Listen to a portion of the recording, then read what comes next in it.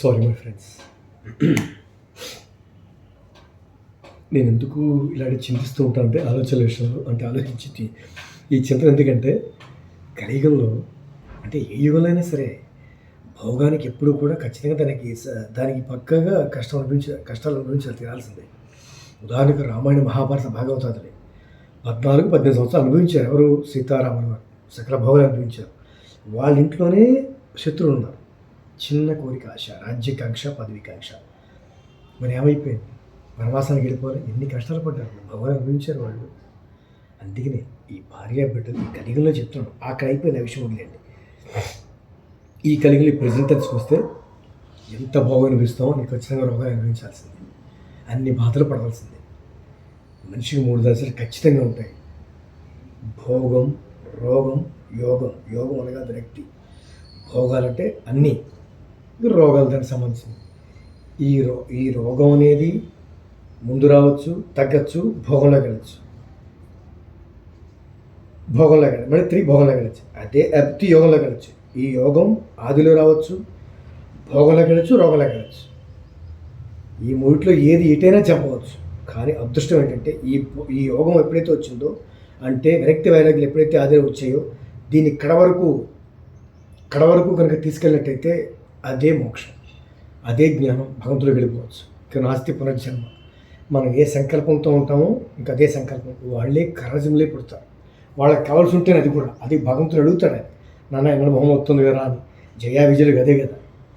హిరణ్యాక్ష, హిరణ్యకశిపులు, రావణాసుర దంతప్తులు, శిశుపాల వాళ్ళే కదా. అలాగా అందుకని ఈ ఇహలోకంలో ప్రస్తుతానికి పెళ్లి చేసుకుని నేను ఒక అమ్మాయిని ప్రేమించానే పెళ్లి చేసుకున్నాను అనుకున్నాను. నా భార్య నాతో బాగున్నా, నేను భార్యతో బాగున్నా. ఎన్నాళ్ళు ఉంటుంది సెక్స్ అనేది? భోగం అనేది ఎన్నాళ్ళు ఉంటుంది? ఈ సెక్స్ అనే కాదు, ఏదైనా కొన్నాళ్ళే. తర్వాత కష్టాలు కనీళ్ళు సహజంగా. జన్మ వృధా అయిపోయినట్టుగా. పోనీ భార్య బిడ్డలు బాగుంటారు, భోగాలని బిడ్డలు బాగుంటాయి, అన్నీ బాగుంటాయి. సమాజం బాగోదు కదా. సమాజం మన చేతిలో ఉండదు కదా. సమాజం మనకి ప్లస్గా ఉండదు, యాంటీగా ఉంటుందని చెప్పడం లేదు.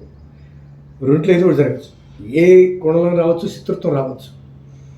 మన ఇంట్లోనే పుట్టచ్చు, భార్య బిడ్డలోనే పుట్టచ్చు. ఇవన్నీ తలుచుకుని నేను అందుకనే నమస్కారం పెట్టుకున్నాను. కానీ ముఖ్యంగా కలియుగంలో కష్టాలే ఉంటాయి, నరకాలు అనుభవించాల్సిందే. కానీ కలియుగంలో పుట్టడం చాలా గొప్ప.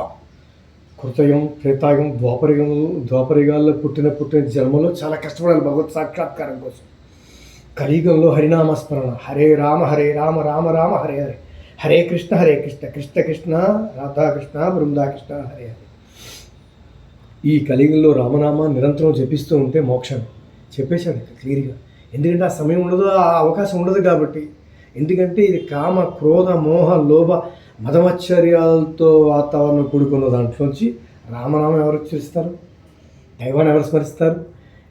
అందుకనే ఈ పట్టుకుంటేనే. ఇంకోటి, కలియుగంలో భగవత్ సాక్షాత్కారం చాలా ఈజీ అంటే చాలా కష్టం. అది కూడా టఫే. మరి నిరంతరం రామనామం ఎవరు చెప్పిస్తాం? ఉదయం లేస్తే అదే కదా. అన్నీ ఈ వలంలో ఉన్నాం కాబట్టి ఈ ఆలోచనలు ఉంటాయి. అందుకని చేయమాత్రం అవకాశం దొరికినా ఇవన్నీ నా అదృష్టంగా భావిస్తున్నా, దొరికే నాకు అవకాశం. అందుకని వినియోగించుకోవాలని చిన్న చింతన.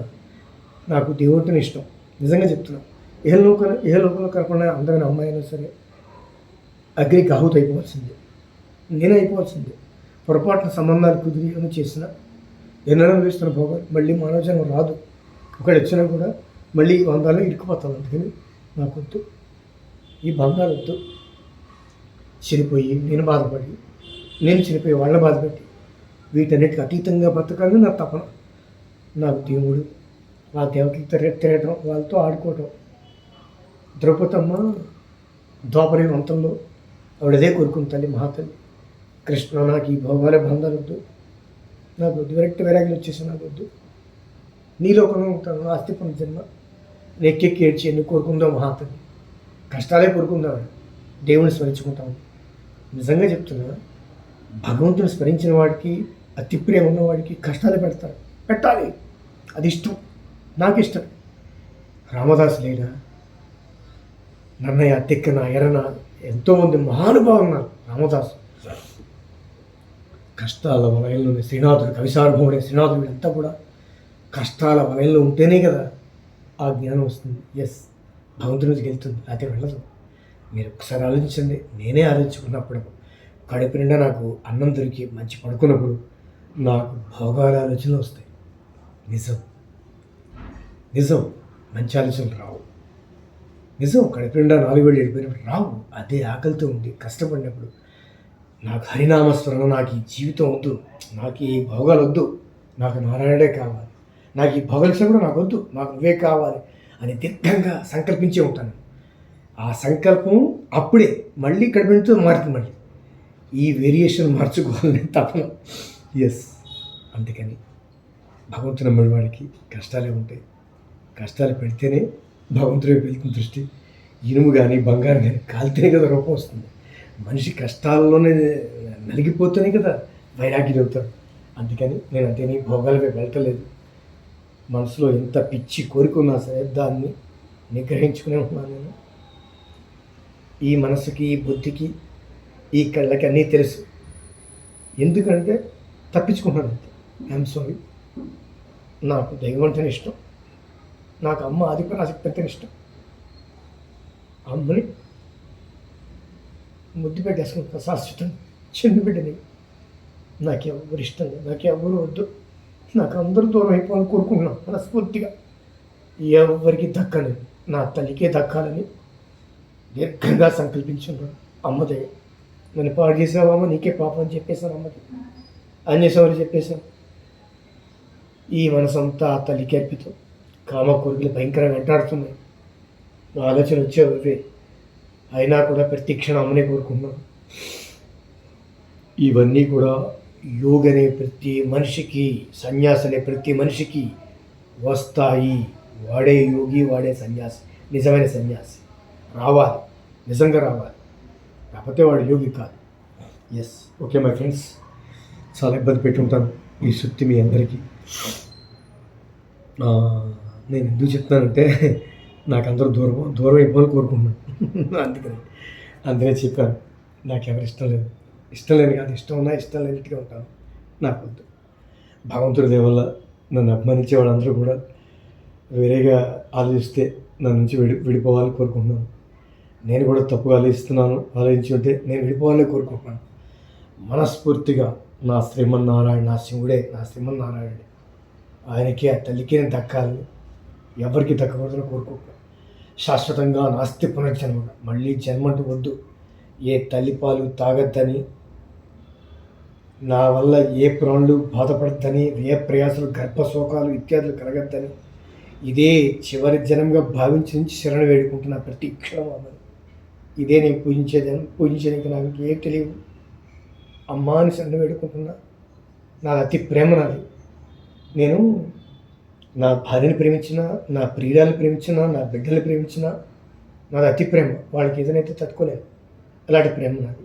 వాడు కూడా ఆఫ్కోర్స్ అలాగే అవుతుంది, వేరే విషయం. అదే ప్రేమ అంటే, అదే బంధాలంటే వేరే విషయం. ఈ బంధాలని ప్రేమించి వాళ్ళ కోసం బాధపడి మళ్ళీ తిరిగి అందులో జన్మించడం కన్నా ఈ అతి ప్రేమని భగవంతుని పెడితే ఎలా ఉంటుందని చెప్పి నా థాట్ వచ్చింది. దీన్నే మలుచుకున్నాను. నాకు అలాంటి ప్రేమ ఆయన మీదే కావాలి. ఈ అశాశ్వతని ఈ ప్రాణమే నాకు వద్దు. Hare Krishna.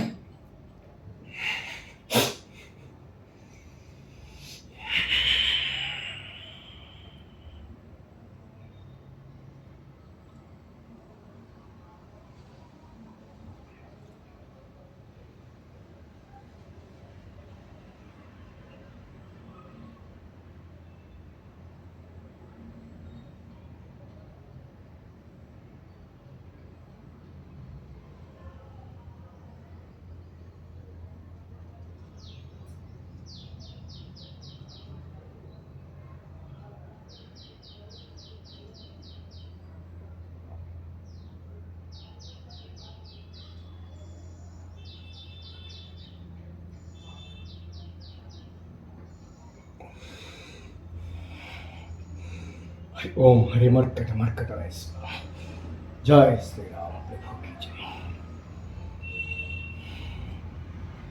Thank you my friends. జై శ్రీరామ్. సరే